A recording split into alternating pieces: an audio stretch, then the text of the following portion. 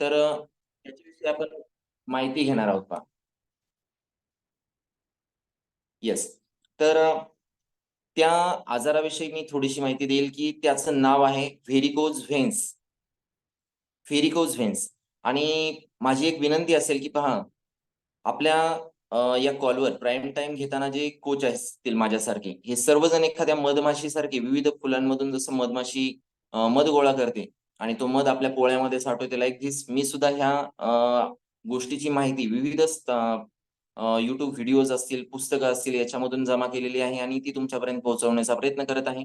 त्यामुळे तुम्ही ती स्वतः लिहून घ्या, सेव्ह करून घ्या आणि अशा प्रकारच्या विकाराला जर कोणी तोंड देत असेल, तर निश्चितपणे त्या व्यक्तीला ह्या गोष्टीची माहिती द्या किंवा आपल्या कॉलवर त्याला इन्व्हाईट करा, जेणेकरून या आजारापासून तो स्वतःला दूर करू शकेल, त्याच्यापासून स्वतःची सुटका करून घेऊ शकेल. तर आपण सुरुवात करूया. व्हेरिकोज व्हेन्स मराठीमध्ये जर म्हणायचं झालं, तर सुजलेल्या किंवा फुललेल्या नसा म्हणूया आपण त्याला, शिरा म्हणूया.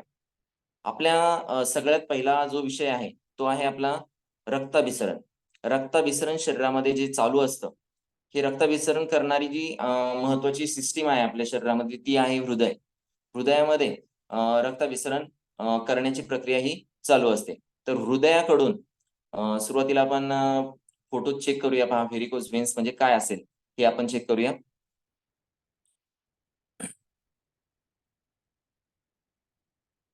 तर येस, हृदयाकडून रक्ताचा पुरवठा सगळ्या शरीराच्या विविध भागांना होत असतो. अगदी मेंदूपासून ते पायाच्या बोटांपर्यंत रक्तपुरवठा आपला चालू असतो.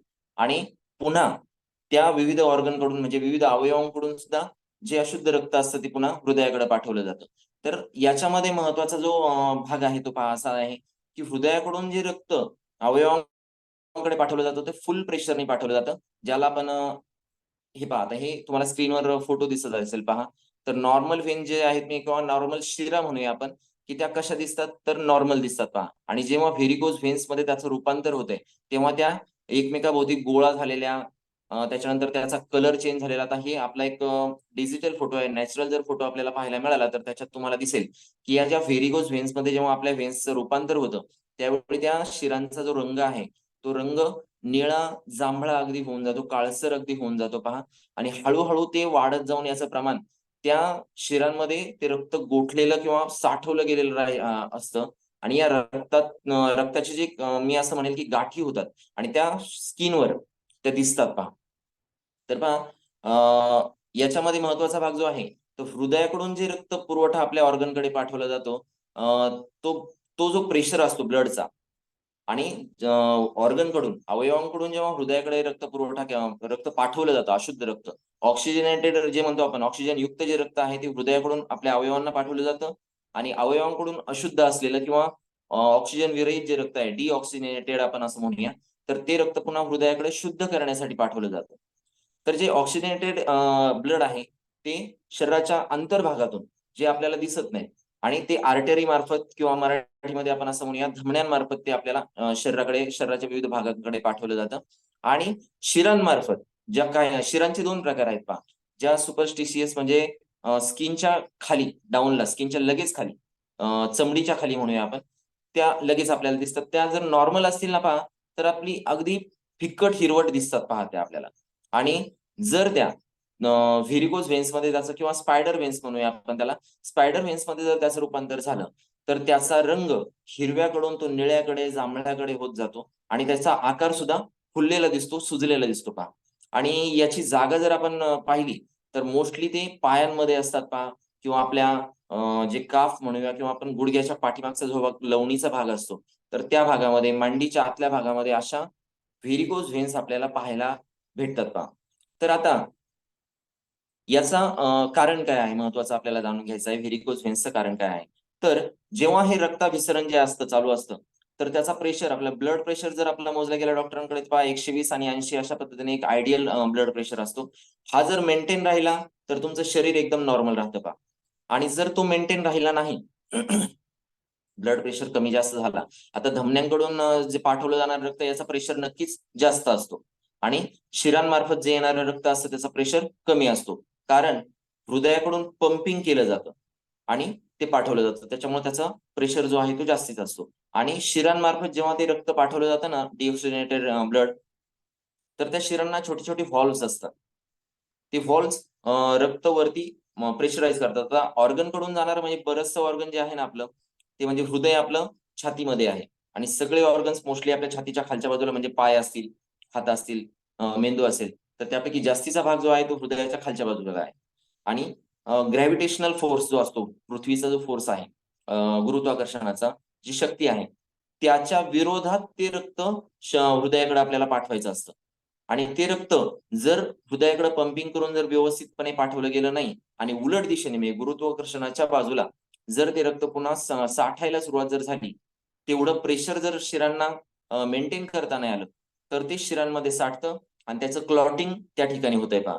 मग आता आपल्या पाहण्यामध्ये बऱ्याचशा अशा व्यक्ती असतील पहा, की अगदी पायाच्या चवड्यापासून ते गुडघ्यांपर्यंत मांडीच्या आतल्या बाजूला मोस्टली गुडघ्यांपर्यंतचा भाग आपण पाहण्यात येतो पहा. वरती भाग आपला हा आच्छादित असतो कपड्यांमध्ये. त्यामुळे तो लक्षात येत नाही इतरांच्या. पण बऱ्याच जणांच्या पहा पायाचा जो पिंडरीचा पाठीमागचा भाग असतो, त्या भागामध्ये या व्हेरिकोज व्हेन्स आपल्याला पाहायला मिळतात.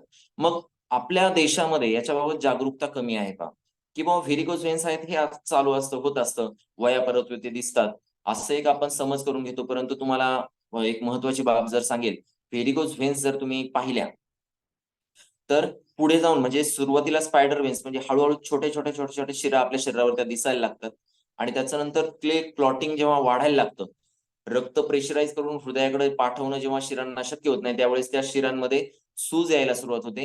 आणि पुढे जाऊन जर ते रक्त पाठवलंच गेलं नाही, तर त्याच्यामध्ये ते त्या शिरांमधून बायपास करण्याचा प्रयत्न केला जातो किंवा ते शिरांमधून बाहेर काढण्याचा प्रयत्न केला जातो. आणि त्या ठिकाणी अंतर्भागामध्ये म्हणा किंवा कधी-कधी स्किनच्या वरून सुद्धा ते ब्लड आहे ना, ते शरीराबाहेर पडण्याचा प्रयत्न करतं आणि त्या ठिकाणी जखमा व्हायला सुरुवात होते. ऑलरेडी ते रक्त अशुद्ध असतं आणि जर ते अशुद्ध रक्त शरीराबाहेर पडत असेल, तर त्या ठिकाणी मोठमोठ्या जखमा होण्याची शक्यता असते. असे काही केसेस झालेले आहेत, की ज्यांना या व्हेरिकोज व्हेन्समुळे अगदी मृत्यूला सुद्धा सामोरं जावं लागलं आहे. त्यामुळं मी सुरुवातीला सांगितलं, की या गोष्टीकडं तुम्ही आजार म्हणून पहा, म्हणजे आपण सिरियसली त्याच्याकडे पाहणार आहोत. आणि आजार जर असेल, तर त्याच्यावर आपण उपचार करायचा सुद्धा प्रयत्न करणार आहोत. मग आता उपचार करायचा जर झाला, तर सुरुवातीला आपण कोणते उपचार पाहणार आहोत? तर जे नॅचरली नैसर्गिकरित्या आपण त्याच्यावर उपचार करू शकू, अशा पद्धतीचे उपचार आपण ते करणार आहोत. तर त्यासाठी काय करायचं आहे? तर सगळ्यात महत्त्वाचं म्हणजे आपल्या शरीराचं रक्ताभिसरण वाढण्यासाठी आपण प्रयत्न करायचा आहे. मग काय करावं लागेल? सगळ्यात महत्त्वाचा भाग जो आहे ना, सुरुवातीला झालेला, तो आपला या कॉलवरील वर्कआउट. आणि वर्कआउट करतानाचा सुरुवातीचा वॉर्मिंग अप असेल आणि कूलिंग डाउन असेल. हे 2 भाग मोस्टली आपल्या गेस्टकडून किंवा तुमच्या सर्वांकडून कधी-कधी टाळले जातात. वर्कआउटला डायरेक्ट सुरुवात केली जाते. आणि जे कोचेस असतात ना पहा, ते सुरुवातीला वॉर्मिंग अप करून जेव्हा घेत असतात ना, त्यावेळी आपल्या नसा जागरूक करायचं काम त्या करत असतात. आणि ते जवळ-जवळ 5 ते 10 मिनिटाचं सेशन जे असतं ना, त्या दरम्यान आपल्या सर्व शरीरातल्या नसा, मोस्टली शिरांनाच आपण तो व्यायाम देत असतो, त्या जागरूक होतात. आता त्या जेव्हा जागरूक होतात ना, त्यावेळी ते रक्ताभिसरण वाढायला सुरुवात होते. आणि पहा, मध्य भागामध्ये वर्कआउटच्या मध्य भागामध्ये आपला जो फास्ट वर्कआउटचा सेशन असतो. त्यावेळी रक्ताभिसरणाचा स्पीड हृदयाकडून भरपूर प्रमाणात वाढवलेला असतो. म्हणजे असं लक्षात घ्या, की आपल्या हृदयाचे जे नॉर्मल ठोके असतात ना, ते सर्वसाधारणपणे 72 पडले पाहिजेत प्रति मिनिटाला. नॉर्मली 72 पडावेत अशी इच्छा असते, परंतु बऱ्याच व्यक्तींचं तुम्ही काउंट करून पहा, 72 पासून ते 60-65 पर्यंत पोहोचलेले आहेत. म्हणजे कमी झालेलं आहे. हृदयाचं वर्क आपलं कमी होत आहे. लक्षात येत नसेल, नॉर्मली तुम्ही डॉक्टरकडे जाऊन चेक करून घ्या किंवा स्वतःही आपल्या मोजू शकता नसांचे ठोके किती पडतायत. जर 72 पडत नसतील, कमी पडत असतील, तर आपण हृदयाचं काम कमी होत चाललेलं आहे. लहान मुलं आहे ना, जन्माला येताना पहा, त्याच्या छातीवरती हात ठेवून पहा. त्याचे ठोके जवळ-जवळ 140 ठोके प्रति मिनिटाला पडत असतात. फार धड-धड, धड-धड, धड-धड, धड-धड अशा पद्धतीने ते उडत असतं. दुसरं असतं जे वर्किंगमध्ये असणारं हृदय असतं ते आपलं कुत्र्याचं असेल, सश्याचं असेल पहा. हे खूप फास्ट पंपिंग करत असतं. आता याच्यामध्ये दुसरा एक अर्थ आपण असा घेऊया, की ज्याचं हृदय फार पंपिंग वेगाने करतं, त्याचा जो आयुष्याचा कालावधी आहे ना, तो सुद्धा कमी असतो. परंतु किमान जे नॅचरली आपले 72 ठोके आहेत ना, ते मिनिटाला पडावेत याच्यासाठी 24 तासातले जर आपण 30 ते 45 मिनिटं जर आपण वर्कआउटला दिले, तर ते 72 ठोके मेंटेन राहायचं काम करतात. आणि या जो मीडियम वर्कआउट आहे, मीडियम वर्कआउट आणि फास्ट वर्कआउट त्या दरम्यान जेव्हा आपलं पंपिंग वाढायला सुरुवात होते हृदयाचं, ते पंपिंग जर डेली आपण त्याला कन्सिस्टंटली जर आपण ते करत राहिलो, तर ते हृदयाचे ठोके आपल्या थ्रू आउट आपलं लाईफ आहे. वयाच्या अगदी अंतापर्यंत, आपल्या आयुष्याच्या अंतापर्यंत ते ठोके मेंटेन ठेवायला आपण मदत करू शकतो. ज्याच्यामुळे तुमचा ब्लड प्रेशर मेंटेन राहू शकतो. त्याच्यानंतर तुमचं जर रक्ताभिसरण व्यवस्थित राहिलं, तर शरीरामध्ये तयार होणारी जी ऊर्जा असते, ज्याचं रूपांतर आपलं फॅट्समध्ये होतं, शुगरमध्ये होतं. तर हे रूपांतर सुद्धा व्यवस्थित मेंटेन करायचं काम शरीर करत असतं. ज्याच्यामुळे तुमची शुगर मेंटेन राहते.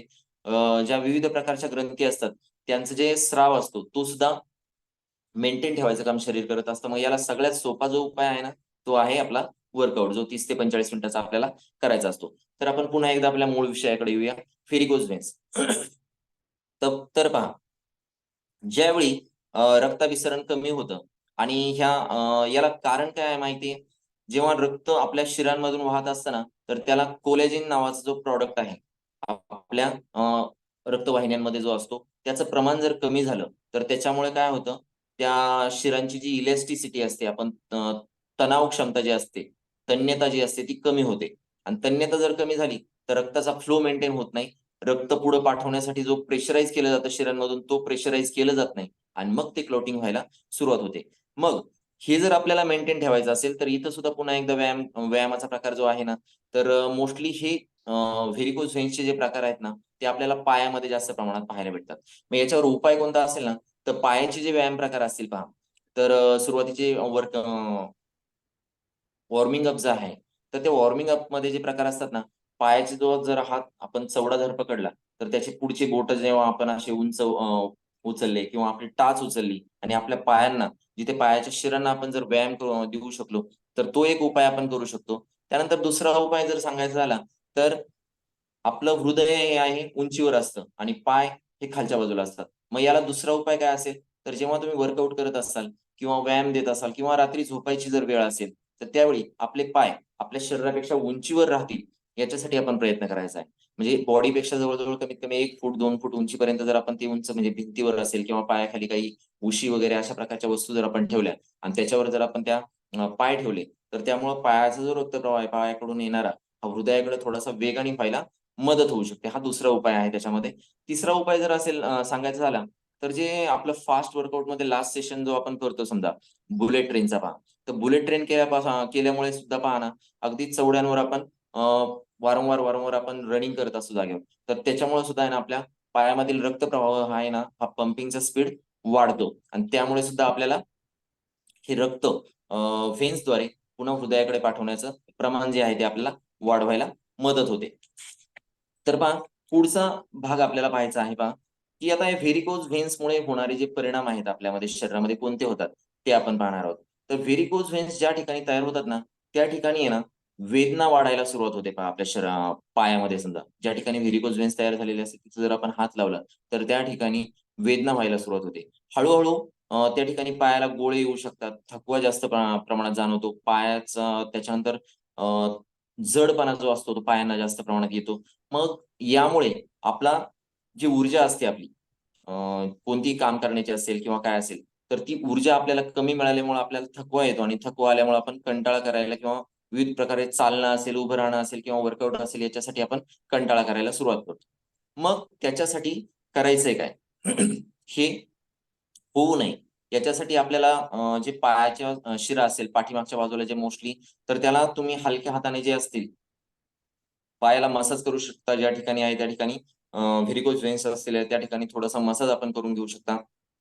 प्रेस आउट करू शकता. मग तो मांड्यांचा पाठीमागचा भाग असेल, पोटरीचा असेल, त्या ठिकाणी जर गोल रोलर असतो आपला, रोलर सारखं जर एखादं साहित्य असेल, तर त्याच्यावर तुम्ही पाय जर प्रेस केले आणि एक 5 ते 10 मिनिटाची आवर्तनं जर तुम्ही एक 5-10 वेळा जर करू शकलात, तर त्या व्हेरिकोज व्हेन्स पासून आपली सुटका होऊ शकते. आणि आता महत्त्वाचे जर उपाय जर आपल्याला याचे जाणून घ्यायचे असतील,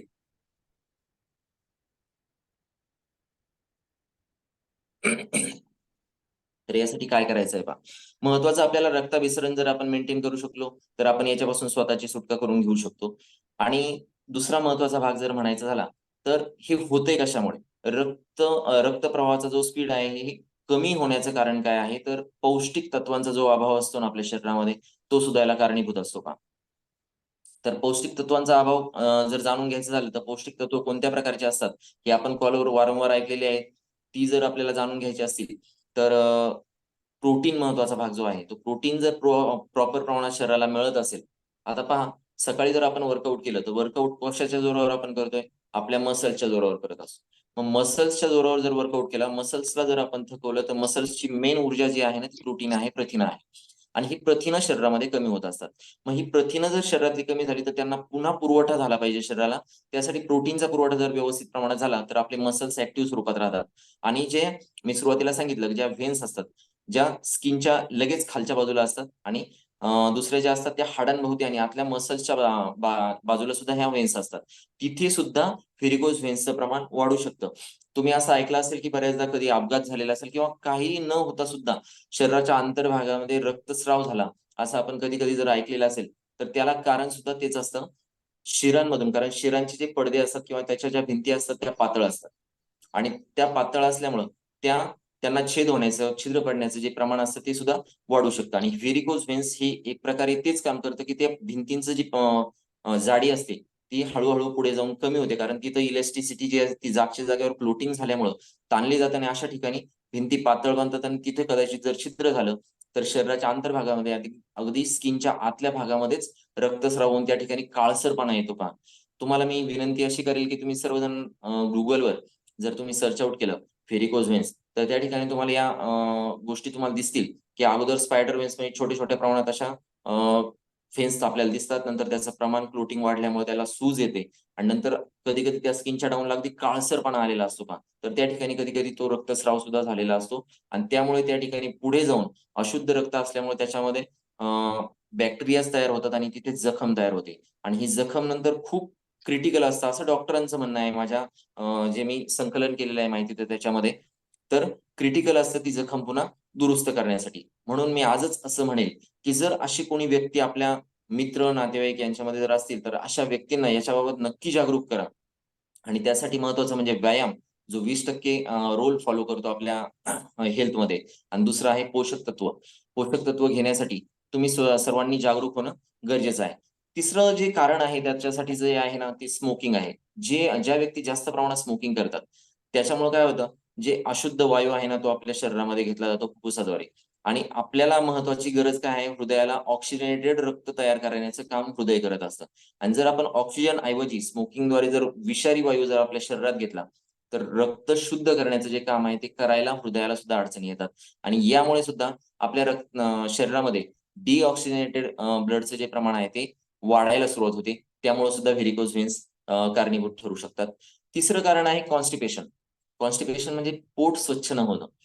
रोजच्या रोज वेळच्या वेळी आपल्याला जर पोट स्वच्छ झालं नाही, ती एक फिलिंग आहे, ती आपल्याला रोज जाणवते. ती जर झाली नाही, तर ते सुद्धा आपल्याला अशुद्धपणा जो शरीराचा आहे, तो वाढवण्यास कारणीभूत ठरते आणि अशुद्धपणा वाढणे म्हणजे थोडक्यात शरीरातील रक्ताचं प्रमाण आहे, हे शुद्ध वाढण्याचं प्रमाण वाढतंय पहा.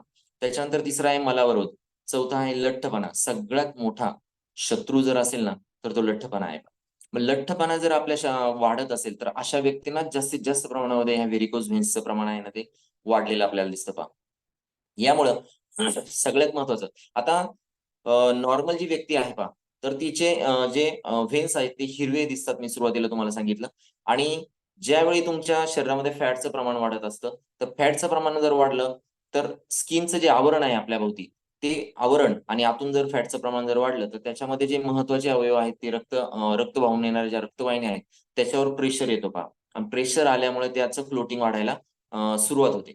म्हणून जर आपल्या शरीरातील फॅट्सचं जर प्रमाण आहे, ते जर आपण कमी करायचा प्रयत्न केला, तर त्यामुळे सुद्धा आपल्या ज्या व्हेरिकोज व्हेन्सचा जो आजार आहे किंवा विकार आहे, याच्यापासून आपली सुटका व्हायला मदत होऊ शकते. आता आपल्याला बऱ्याचदा शरीरामध्ये वेदना ज्या जाणवत असतात, होत असतात, त्याला कारणं बऱ्याच प्रकारची असतात. कधी-कधी आपले स्नायू दुखावलेले असतात, तर कधी-कधी आपल्याला ह्या अशा नसा ज्या असतात, ज्या व्हेरिकोज व्हेन्स असतात. तर हे सुद्धा आपल्याला कारण असू शकतं, की आपल्या पायांमध्ये असेल, हातांमध्ये असेल किंवा पूर्ण शरीरामध्ये असेल. ज्या वेदना जाणवतात ना, त्याला कारण या शरीरामधला रक्तप्रवाह योग्य, व्यवस्थित न होणं, हे कारण सुद्धा असू शकतं. त्यामुळं मी अशी विनंती करेन सर्वांना पहा, की आपण वर्कआउट झाल्यानंतर जे 10 मिनिटाचं मेडिटेशन करतो ना, त्यावेळी सुद्धा आपण त्या शब्दांकडे आपलं लक्ष असतं. परंतु मी अशी विनंती करेल 24 तासातले जे 30 ते 45 मिनिटं आपण वर्कआउटसाठी देतो आणि उरलेली जी मिनिटं आहेत समजा आपल्याला किमान 10 ते 15 मिनिटाचं जे मेडिटेशन आहे, जे आपण शांत वातावरणामध्ये, निवांत वातावरणामध्ये जर बसलो, डोळे झाकून जर बसलं आणि आपल्या शरीरामध्ये येणारे विविध जे अ, असं म्हणेल की मी संवेदना असतील, त्या जर ऐकायचा आपण जर प्रयत्न केला ना, तर आपल्याला समजू शकतं की आपल्या शरीरामध्ये नेमकं काय चाललंय.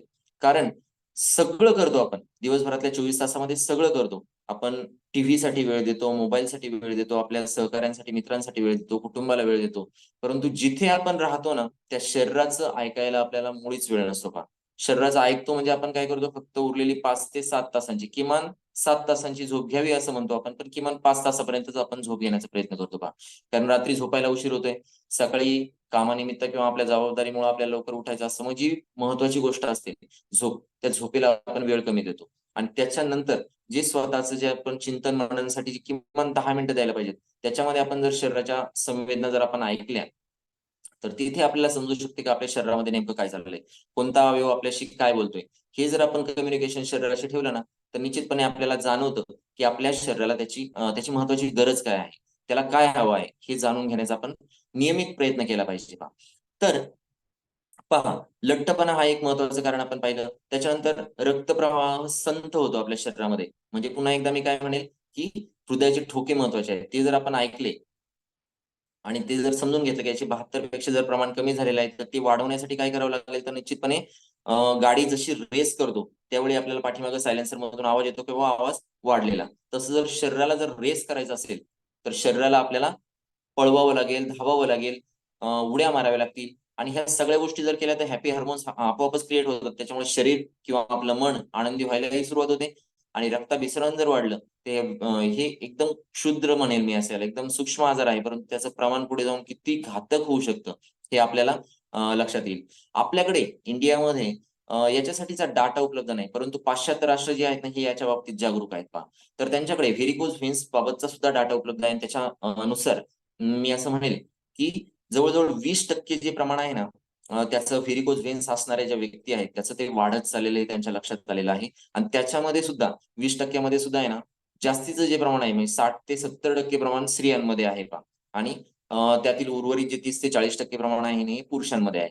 मग याला कारणं काय असतील? तर शेवटचं आणि महत्त्वाचं कारण जे आहे ना, बऱ्याच व्यक्तींना उभं राहून जास्त वेळ काम करावं लागतं पहा.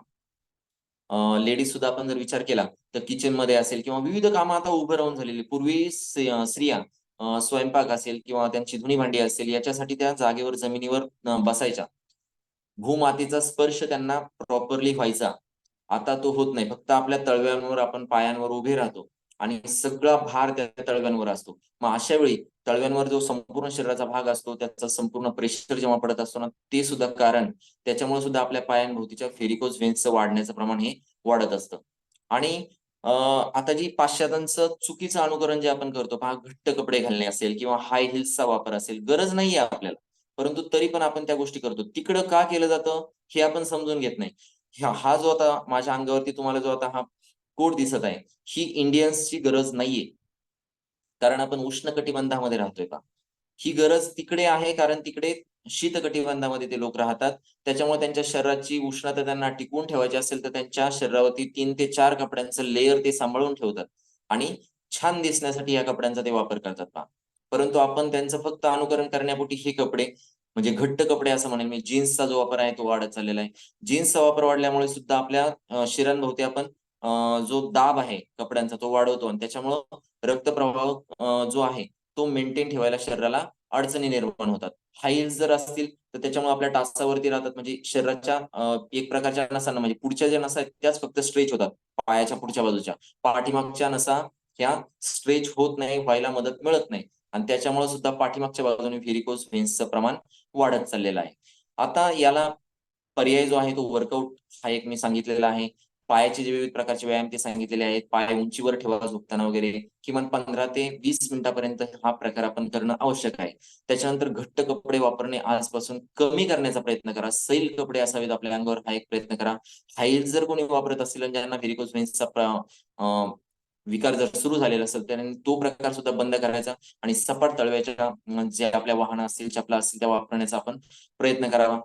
आणि स्त्रियांमध्ये याचं प्रमाण जास्त आहे. कारण त्यांना विविध प्रकारच्या नैसर्गिक जबाबदाऱ्या दिलेल्या असतात. मोस्टली त्यांना मेनोपॉज असेल, गर्भधारणा असेल यासारख्या गोष्टींमुळं त्यांचं रक्ताभिसरणाचं, हार्मोन सिक्रेशनचं जे प्रमाण आहे ते इम्बॅलन्स नियमित होत असतं.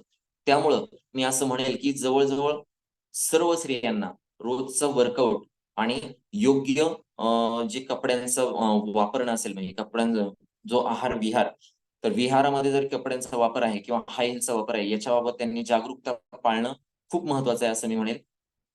यासाठी जास्त वेळ जर तुम्हाला उभं राहावं लागत असेल, तर मी सुरुवातीला सांगितल्याप्रमाणे चवड्यांचा आणि पुढील बोटांचा जो व्यायाम आहे, तो आपण चालू-चालूमध्ये करू शकतो. जर कोणाला बैठं काम जास्त वेळ असेल, तर त्याने खुर्चीवरून बसून पाय स्ट्रेच करणं, पाय सरळ करून पाहणं, पुन्हा वरती उचलणं, हे प्रकार त्यांनी किमान काही वेळाच्या अंतराने ते करणं गरजेचं आहे असं मी म्हणेल. आणि ह्या गोष्टींची जर काळजी घेतली, तर तुम्ही व्हेरिकोज व्हेन्स पासून स्वतःची सुटका करून घेऊ शकता. तसेच याच्यावरती काही शस्त्रक्रिया सुद्धा असतात. शस्त्रक्रिया कराव्यात किंवा करू नये याच्याबाबत मी मत मांडणं रास्त ठरणार नाही. परंतु तरी जे जुने आपण अनुभव पाहिले, ज्यांनी शस्त्रक्रिया केलेल्या आहेत व्हेरिकोज व्हेन्ससाठी असेल किंवा विविध प्रकारच्या अ, त्यांच्या विकारांसाठी, तर त्यांचं म्हणणं असं आलेलं आहे, की जेव्हा आपण नॅचरल निसर्गाने दिलेलं जे शरीर आहे, ते जर व्यवस्थित राखण्याचा जर प्रयत्न केला, तर ते आपल्यासाठी सुटेबल राहतं पहा.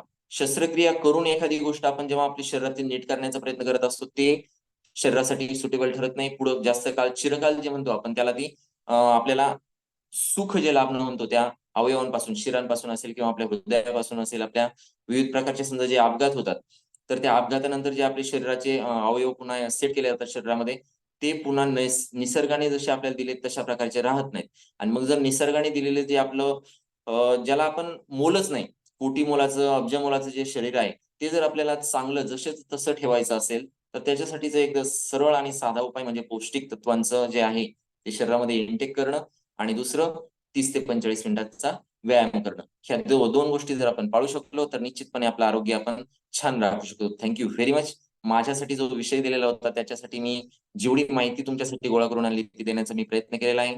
त्याच्यातून जर तुमच्या आयुष्यामध्ये नक्कीच काही व्हॅल्यू एडिंग होणार असेल, तर नक्कीच मी थँकफुल असेल त्यासाठी. आणि मला कम्युनिटीने जो आज वेळ दिला आणि मला बोलण्याची संधी दिली, त्याबद्दल मी कम्युनिटीचे ग्रेट मेंटॉर, त्याच्यानंतर आजचे एम-सी यांचे मी आभार मानेल. Thank very much. Call over to master of ceremony Vinay sir. Yes. Yes sir, खूप असं छान मार्गदर्शन आपल्याला तुम्ही दिलेलं आहे, आपल्या कॉलला दिलेलं आहे. बघा आतापर्यंत जवळजवळ 100